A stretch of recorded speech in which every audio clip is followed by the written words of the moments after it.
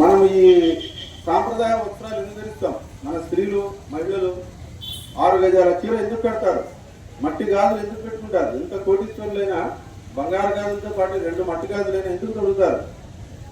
ఎందుకు ఇవన్నీ కూడా వీటిని ఏమంటారు? ఈ ఆచారము సాంప్రదాయం వెనకాల మన మాటలలో వర్ణించలేనటువంటి గొప్ప గొప్ప కారణాలు ఉంటాయి. మనం తిలకాన్ని నుదుటికి ఎందుకు ధరిస్తాం? ఒక అలంకారంగానా? మరి దీని వెనకాల ఉన్నటువంటి కారణాలు ఎందుకు చెప్పాలంటే, ఇది యాక్చువల్గా ఆధ్యాత్మిక సభ కాదు, హిందుత్వానికి సంబంధించిన సభ. ఈ భాగంలో చిత్రగుప్తుడు ఉంటాడని పురాణం చెప్పింది. ఎవరుంటారు? ఆయన ఏం చేస్తుంటాడంట, మనం పీల్చి వదిలినటువంటి శ్వాసలను లెక్క వేస్తుంటాడంట. మీరు గాలి పీల్చి వదలగానే 1 అంటాడు ఆయన, గాలి పీల్చి వదలగానే 2 అంటాడు, గాలి పీల్చి వదలగానే 3 అంటాడు. ఈ శ్వాసలు వీడు ఇన్నిసార్లు పీల్చి వదలాలి అని చెప్పేసి ఇక్కడ ఏముంటుంది? నుదుటి పైన ఏముంటుంది చెప్పాలి? ఏముంటుంది నుదుటి పైన? బ్రహ్మరాత. బ్రహ్మ ఏం రాసింటాడు? వీడు ఇన్ని శ్వాసలు పీల్చి వదలాలని చెప్పేసి లిఖితం ఉంటుంది. ఆ లెక్కను ఇక్కడ కూర్చొని చంద్రగుప్తుడు సూక్ష్మంగా, ఆయన దేవుడు కదా, ఆయన చంద్రగుప్తుడు ఎవరు? యమధర్మరాజు యొక్క క్లర్క్, అకౌంటెంట్. ఆయన ఇక్కడ కూర్చొని లెక్కలు వేస్తుంటాడంట. ఆయన ఎప్పుడైతే ఆ శ్వాసలు లెక్క పూర్తయిందో అప్పుడు యమధర్మరాజుకి చెప్తాడంట, స్వామి జీవుడికి పూర్తయింది. అప్పుడు మృత్యుదేవత ఏదో ఒక సాకు, రోగమో ప్రమాదమో ఏదో ఒకటి చూపించి జీవుడిని యమదర్శనాన్ని తీసుకొని పోతుంది. కాబట్టి ఈ నుదిటి భాగాన్ని మనము ఇక్కడ ఎవరు గుర్తుంటారని చెప్పాను? చిత్రగుప్తుడు, యమధర్మరాజుకు సేవకుడు. అంటే యమధర్మరాజు లాంటి వాడే కదా. మన ప్రాణం ఎప్పుడు పోతుందని కౌంట్ వేస్తున్నాడు ఆయన. మన ప్రాణము ఎప్పుడు పోతుందని చెప్పి లెక్క వేస్తున్నాడు ఆయన. అంటే మన మరణ సమయాన్ని సూచిస్తాడు. ఈ భాగం దేన్ని సూచిస్తుంది? మన మరణ సమయాన్ని సూచిస్తుంది ఈ భాగం, 2 కనుబొమ్మల మధ్య భాగం. దాన్ని ప్రదర్శించకూడదు. దాన్ని మీరు స్నానం చేసినా స్నానం చేయకపోయినా రాత్రైనా పగలైనా ఈ భాగాన్ని పవిత్ర ద్రవ్యాలతో మూసి ఉంచాలి. దాంట్లో భాగంగా మనం ఏం చేస్తాము? తిలకాన్ని ధరిస్తాం. ఈ తిలకం లేకుండా ఎవరి మొహం ఎలా ఉంటుంది చెప్పండి? శవం లాగుంటుంది. శివుని పాదాలను పూజించిన భస్మమో తిలకమో ధరించకపోతే ఆ మొహం ఎలా ఉంటుంది? తిలకాన్ని ధరించే జాతి ఏది? ఎందుకు ధరిస్తాం? మన మరణ సమయం మనకు తెలుసు. మరణిస్తామనే సంగతి గుర్తు చేయడానికి. ఈ మరణిస్తే ఈ జన్మ మళ్ళీ రాదు. మనిషి జన్మ పశువునాం నరజన్మ దుర్లభం. పశువునాం నరజన్మ దుర్లభం. కాకికి కాకి అని, కుక్కకు కుక్క అని, పందికి పంది అని, గాడిదకు గాడిద అని పేర్లు పెట్టింది ఎవరు? మనిషి. వీడు మనిషి అని కుక్క ఎప్పుడైనా పిలుస్తుందా? ఒరే మనిషి అని కాకి పిలుస్తుందా? ఒరే మనిషిని గాడిద పిలుస్తుందా? పిలిచిన రోజు మనం ఉంటామా? అంటే నేను ఫలానా అని గుర్తించి, నా చుట్టూ ఉన్న జీవరాశి ఇది ఫలానా ఫలాన్ని గుర్తించే శక్తి భగవంతుడు ఎవరికి ఇచ్చాడు? మనిషికి మాత్రమే ఇచ్చాడు. ఈ మనిషికి అంతర్గతంగా ఉన్నటువంటి బుద్ధి, వివేకం, చైతన్యం అనేవి మిగిలిన జీవులకు మనకున్న విధంగా ఉంటాయా? ఉండవు. అంటే స్వచైతన్యం, తాను తాను గుర్తించే శక్తి జీవులకు, జంతువులకు, పశువులకు, పక్షులకు ఉండదు. మనిషికి మాత్రమే ఉంటాయి. అంటే బుద్ధిజీవి మానవుడు. ఈ మనిషి అనేవాడు ఇతర జంతువుల నుంచి వేరు అనేటువంటి తెలియజేయడానికి కొన్ని విధానాలు ఉండాలి కదా. అవి బట్టలు కట్టవు, మనం కడతాం. ఇంకా ఏంటి? వాటికి వాయువ్యవస్థలు ఉండవు, ఉంటాయా? మనకున్నాయి. అంటే జంతువు నుంచి, పశువు నుంచి మనిషిని వేరు చేసేది ఒకటి ఉంది. దాని పేరేంటి చెప్పాలి? ఆచారము, వ్యవహారము, కట్టు, బొట్టు. బట్ట కట్టినామంటే దాని అర్థం ఏంటి? మనము జంతువులం కాదు. జంతువులు బట్ట కడతాయా చెప్పాలి? జంతువులు బట్ట కట్టవు. వాటికి ఏం లేదు, వాటికి కొంత ఏమంటుంది, దాని విచక్షణ జ్ఞానం లేదు. నేను ఫలానా, నేను నగ్నంగా ఉన్నా అనేది వాటికి తెలియదు. ఎందుకు తెలియదు? వాటికి వావి వరస, ఆడ మగ ఎటువంటి వివేచన లేదు. కేవలం మనకే భగవంతుడు ఆ బుద్ధి, వివేకం, విచక్షణ అనేది జ్ఞానం ఇచ్చాడు కాబట్టి మనం బట్టలు కడతాం. బట్టలు కట్టిన వాళ్ళందరూ మనుషులేనా? మనుషులైతే ఈ అకృత్యాలు జరుగుతున్నాయా? మరి ఎవరు మనుషులు?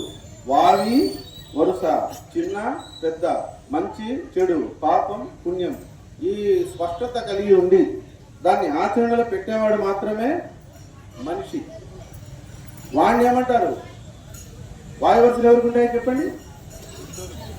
ఏ జాతికి ఉంటాయి? ఎలా చెప్తారు? సతీ సుమతి. పేరున్నారా? ఎవరామె? సతీ సుమతి ఎవరండి? ఎప్పుడు పేరు లేదా? అది పాత సినిమా, ఇప్పుడు ఎవరు తెలియదు కదా.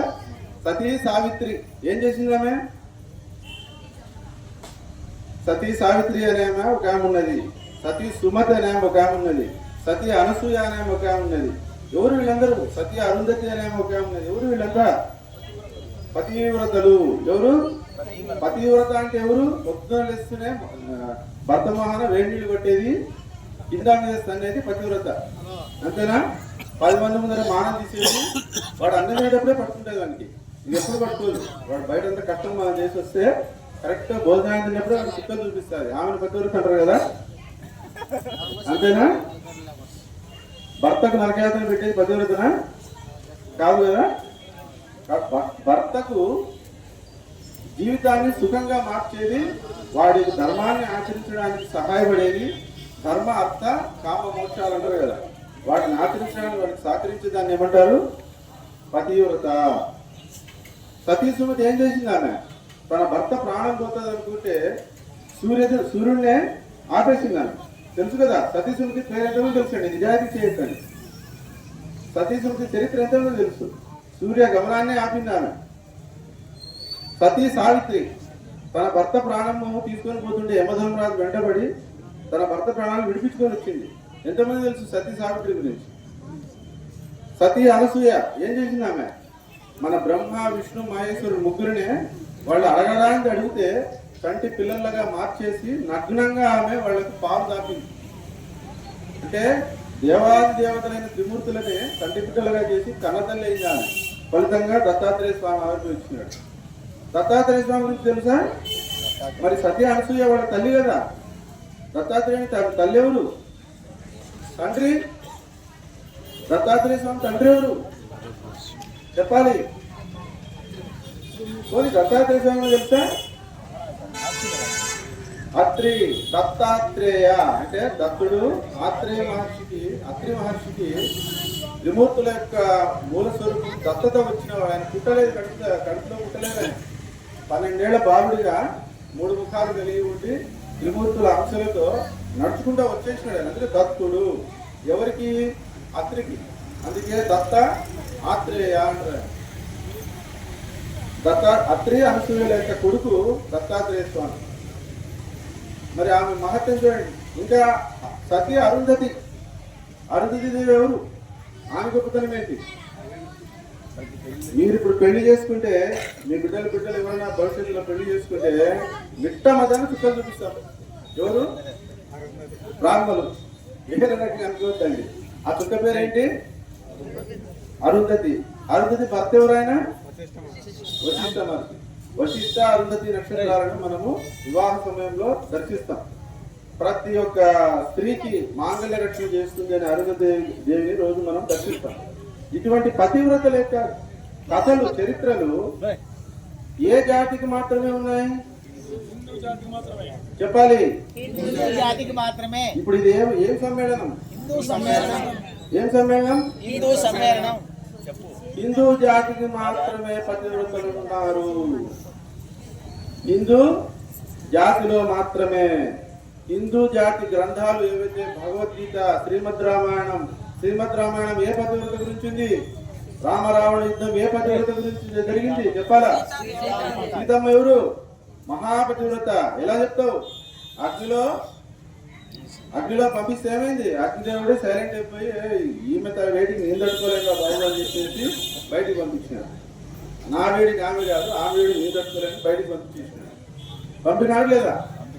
సీతమ్మ ఎవరు? మహాపతివ్రత. రామాయణం అంతా సీతమ్మ చుట్టేగా తిరిగేది. మహాభారతంలో ఏ పతివ్రత గురించి చెప్పండి? ద్రౌపదీదేవి. ఆమె ఎలా పుట్టింది? తల్లి గర్భంలో పుట్టిందా? యజ్ఞం, వాళ్ళ తండ్రి ఎవరు? ద్రుపద మహారాజు. యజ్ఞం చేస్తే యజ్ఞకుండంలో నుంచి అగ్నిలో నుంచి పుట్టుకొని వచ్చింది ఆమె. ఎవరు? ద్రౌపదీదేవి. మరి ఆ ద్రౌపదీదేవి మహాపతివ్రతనా కాదా? పంచ పాండవులు ఆమెకు ఎవరు?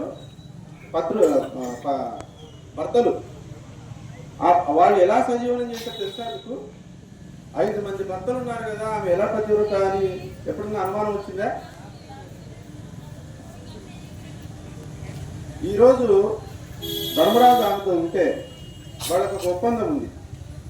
ధర్మరాజు 1 సంవత్సరం ఆమెతో సంసార దాంపత్యం చేస్తే మిగిలినటువంటి భీముడు, అర్జునుడు, నకులుడు, సహదేవుడు అసలు ఆ వైపు కూడా రారు, వాళ్ళని చూడరు.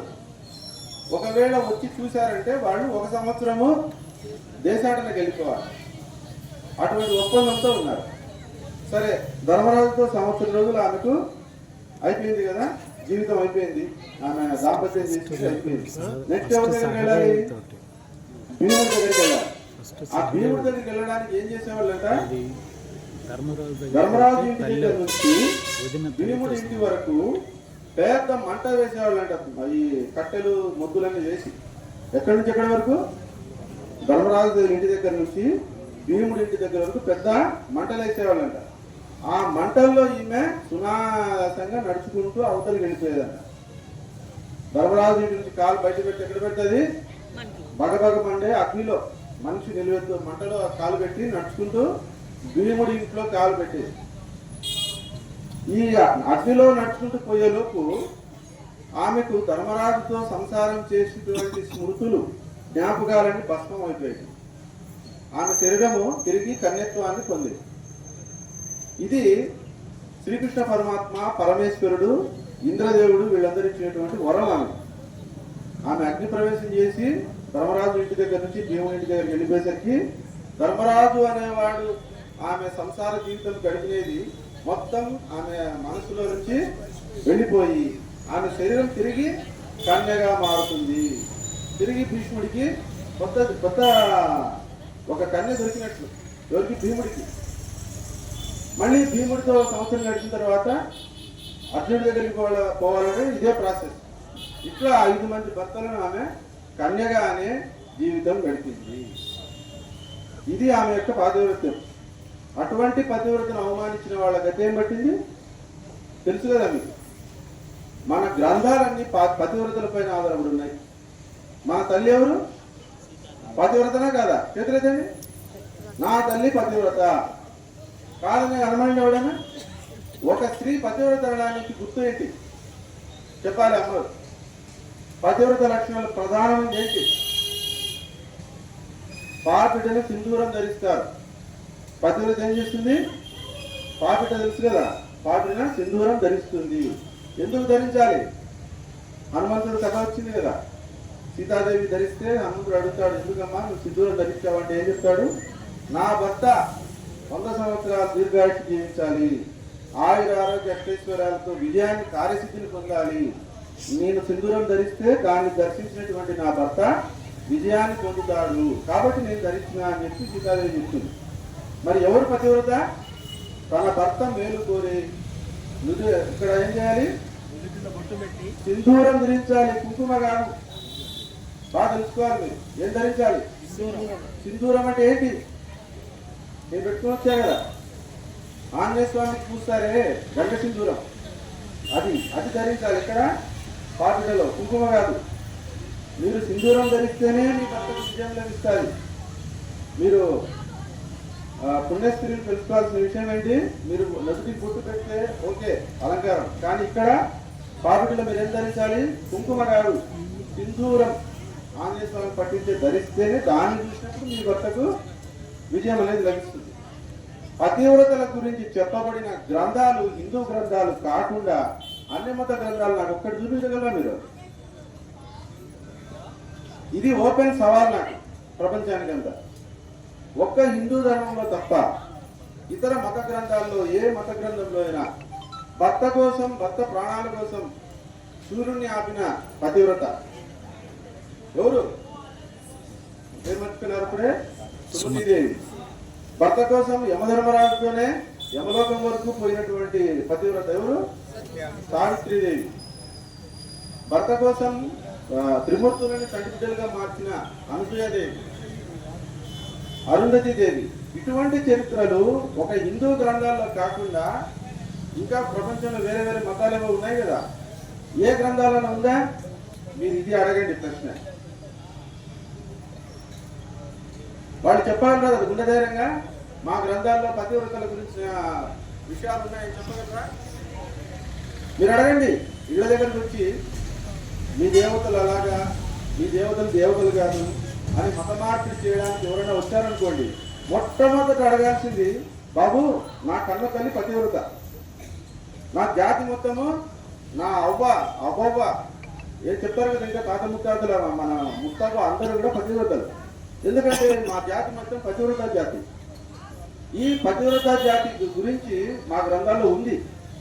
నీ గ్రంథాల్లో నువ్వు మన మతం మార్చడానికి వచ్చావు కదా, నీ మత గ్రంథంలో ఒక్కటైనా నీ యొక్క పతివ్రత సంబంధించిన గాథ ఏదైనా చూపించగలవా? అడుగుతారా? అడుగుతాం. అడగాలి.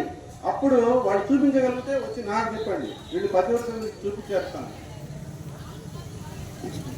అర్థేచ కామేచ మోక్షేచ నాతిచరామి అని చెప్పేసి పలికి అగ్ని చుట్టూ 7 అడుగులు వేసి బ్రహ్మ ముడి వేసి మాంగళ్య దేవత తాళిబొట్టు కట్టి ఈ స్త్రీని నాతిచరామి, ఈమెను నేను అన్ని కాలాల్లో కూడా ఈమెను కాపాడుకుంటానని వాగ్దానం చేసి పెద్దల ముందర దేవతల సాక్షిగా, పెద్దల సాక్షిగా, పంచభూతాల సాక్షిగా తాళి కట్టి పెళ్లి చేసుకునే విధానం ఎవరికి ఉందండి? ఇతరులకు ఉందా? పెళ్లి వివాహము కేవలం హిందువులకే ఉంది. మరి ఇతరులు చేసుకున్నట్టు ఏంటివి అవి? అగ్నిదేవునికి చెప్పినారా? పార్వతీదేవికి చెప్పినారా? శివపార్వతులకు చెప్పినారా? సప్తర్షులకు చెప్పినారా? పంచభూతాలకు చెప్పినారా? ఎవరికి చెప్పినారు మీరు? కేవలం ఉంగరాలు మార్చుకొని ముద్దు పెట్టుకుంటే పెళ్ళి అంటారు దాన్ని, కాంట్రాక్ట్ అంటారు దాన్ని. ఏమంటారు దాన్ని? పరస్పర అంగీకారం, మ్యారేజ్. ఏది? హిందువులేతరులు చేసుకునేది.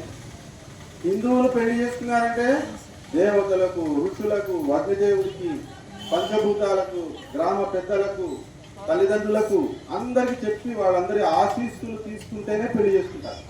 ఇతర మతాలకు ఉందా? మీరు ఇది తేడా తెలుసుకోవాల్సింది. ఇప్పుడు మనకు బ్యానర్ పైన ఉంది కదా, హిందువుగా జీవించు, హిందువుగా గర్వించు. దేనికి గర్వించాలి? మనం ఒట్టు పెట్టుకునేందుకు గర్వించాలి, కట్టు కట్టినందుకు గర్వించాలి. మన ఇంటి మన గుమ్మాలు ఎలా ఉంటాయి? ఆవు పేడ అలికి గుమ్మాలకు పసుపు పెట్టి, మామిడి తోరణాలు కట్టి, బియ్యం పిండితో ముగ్గేసి ఎంత అందంగా ఉంటాయి, లక్ష్మీప్రదంగా. ఒకసారి మతం మారితే మన ఇల్లు ఎలా అయిపోతుంది, మన ఒళ్ళు ఎలా అయిపోతుంది? మతం మారిన వాళ్ళు తలంచుకునే విధంగా మనం జీవిస్తున్నామా? అసలు గ్రామం కూడా ఉన్నటువంటి బొట్టు పెట్టుకోవడానికి మన యువత సంసిద్ధంగా ఉందా? ఎంతమంది నాకు మొహాలు కనిపిస్తున్నాయి, బొట్టు లేని మొహాలు. బొట్టు లేని మొహము ఏం జరుగుతుందో చెప్పా కదా.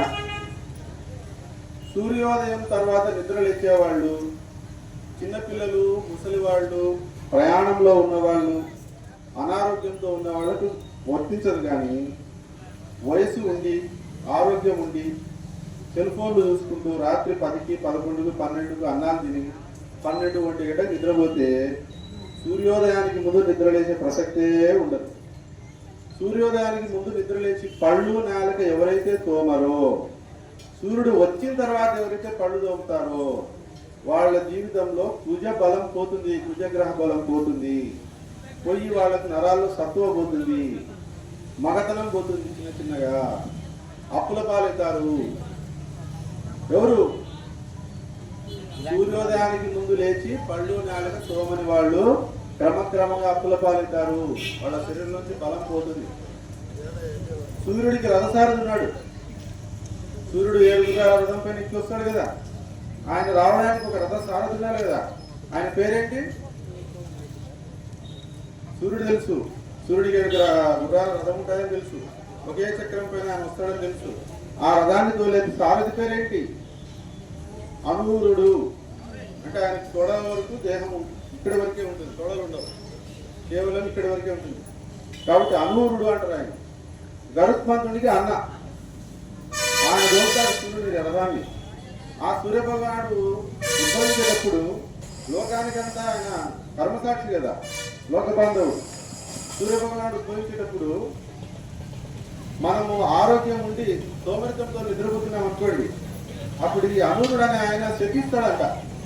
ఇంతటి దేవుడు సూర్యనారాయణుడు సూర్య భగవానుడు కర్మసాక్షి వస్తూ ఉంటే నువ్వు ధర్మార్థైశ్వర్య కామమోక్ష సాధన చేయాల్సినవి, ధర్మము అర్థము కామ మోక్షం అనేటువంటి ధర్మ సాధన చేయాల్సినవి సోమరిపోతలతో నిద్రపోతున్నావు, నువ్వు దరిద్రుడు అవుదుగా అని శపిస్తాడంట. ఎవడు? అనూరుడు. ఈ రోజు నేను సూర్యోదయానికి నిద్రపోయినా అనుకోండి, అనూరుడి శాపానికి బలి కావాల్సి వస్తుంది. ప్రతిరోజు నిద్రపోతే ఆయన ప్రతిరోజు శపిస్తూనే ఉంటాడు. క్రమంగా ఏమవుతాం? అంతటి అనూరుడు సూర్యుని రథసారథి రోజు శపిస్తుంటే మనం ఏమవుతాం? దరిద్రులమవుతాం. నా దగ్గరకు వచ్చి స్వామి తాయిత పెడతావా, మాకేమన్నా ఇది చేస్తావా, అది చేస్తావా, బాగు చేస్తావా? ఏంటి బాగు చేసేది? ఇంట్లో లైట్ వేసుకోకపోతే, మన ఇంట్లో బంగారు వెండి వజ్రాలు అన్నీ ఉన్నా కూడా మన ఇంట్లో లైట్ లేదనుకోండి, బల్బు లేదనుకోండి, బల్బు వెలగడం ఎంత చీకటి ఉందనుకోండి, కనిపిస్తాయా? మన ఆత్మ లోపల వెలుగు లేదనుకోండి, మన లోపల నీతి నిజాయితీ ధర్మము నిష్ఠ ఆచారము పద్ధతి పాడు సాంప్రదాయం క్రమశిక్షణ ఇవన్నీ లేవనుకోండి, మన లోపల లక్ష్మి ప్రవేశిస్తుందా? దరిద్ర దేవత కూర్చుంటుంది వచ్చి. రాత్రి 11 తినే వాళ్ళ పూజలు ఎప్పుడు కూడా ఫలించవు. గుర్తుపెట్టుకోండి. ఏం స్వామి మనం ఎందుకు సంఘం గురించి మొదలు శపిస్తున్నాం అని అంటారు. నేను శపించట్లేదు, నిజాలు చెప్తున్నా. మీరు రాత్రి 10 తర్వాత ఏమి తిన్నా, భోజనాలు ఇవన్నీ కూడా మీరు చేసే పూజలు ఫలించవు. సూర్యోదయానికి ముందు నిద్రలేచి పళ్ళు నేలకు తోమకపోతే కుజగ్రహం బలం కోల్పోయి అప్పుల పాలవుతారు, దరిద్రం పాలవుతారు.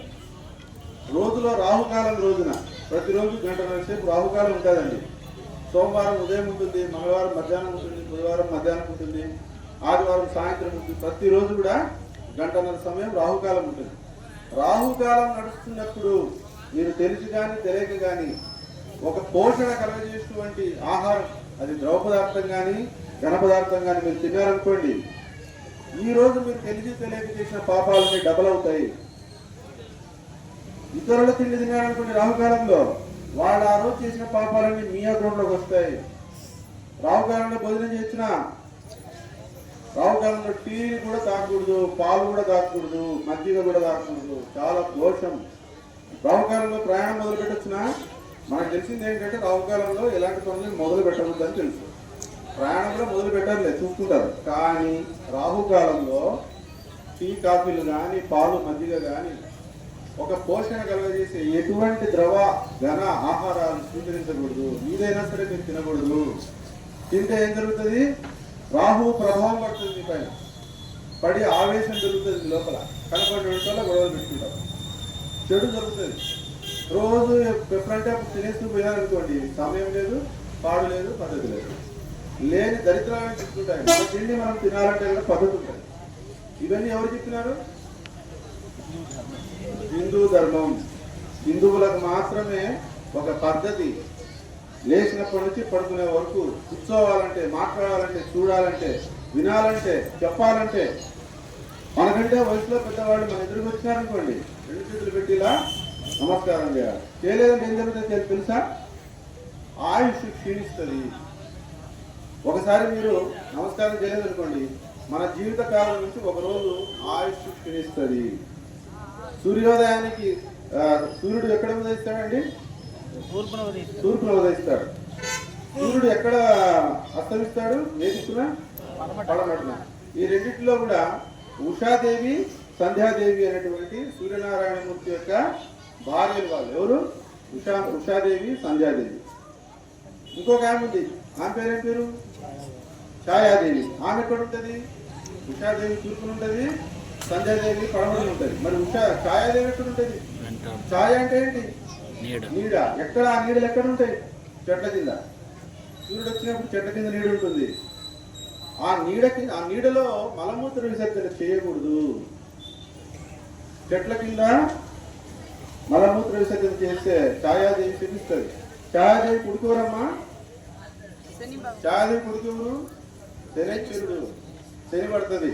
ఏం చేస్తే చెట్టు కింద ఇది చేస్తే మొక్కలకు విషపోసినారనుకోండి, మొక్కల పైన మీకు బిడ్డలు ఉంటే వాళ్ళకి రోగాలు వస్తాయి. పోస్తారా మొక్కల పైన నీళ్లు? ఉత్తలు పోయకూడదు, మూత్ర విసర్జన చేయకూడదు మొక్కల పైన. ఎందుకంటే మనకు తెలిసి లేకుండా ఉత్తరేణి అనే మొక్క ఉంటుంది. ఉత్తరేణి తెలుసు కదా, ఇట్లా మనకంతా పట్టేస్తుంది అది. ఆ ఉత్తరేణి పైన మీరు తెలిసి లేకుండా మలమూత్ర విసర్జన చేసినారా జన్మ దరిద్రం అనుభవిస్తారు. ఇంకా మీరు ఏం చేసిన పనులు కాదు. వ్యాపారస్తులు అయితే సర్వనాశనం అవుతారు, ఇవాళ అయితే తీస్తారు. గరిక తెలుసు కదా, వినాయకుడికి పెడతాం. గరిక పైన చేసినాం అనుకోండి అవుట్ ఇంకా. కాబట్టి మనము మూత్ర విసర్జన ఎక్కడ చేస్తున్నాం? తూర్పుకు తిరిగి పడమరకు తిరిగి మూత్ర విసర్జన చేయకూడదు. చేసిన మల విసర్జన చేయకూడదు. దక్షిణానికి ఎవరుంటారు? దక్షిణానికి ఎవరుంటారు? మన పెద్దలు ఉంటారు, పితృదేవతలు ఉంటారు. కాబట్టి దక్షిణానికి తిరిగి కూడా మలమూత్ర విసర్జన చేయకూడదు. ఎటువైపు చేయాలి మరి? మీరు ఎక్కడున్నా కూడా ఉత్తరం ఎక్కడో చూసుకొని మలమూత్ర విసర్జన చేయాలి. ఎంతమంది ఇది పాటిస్తున్నారు?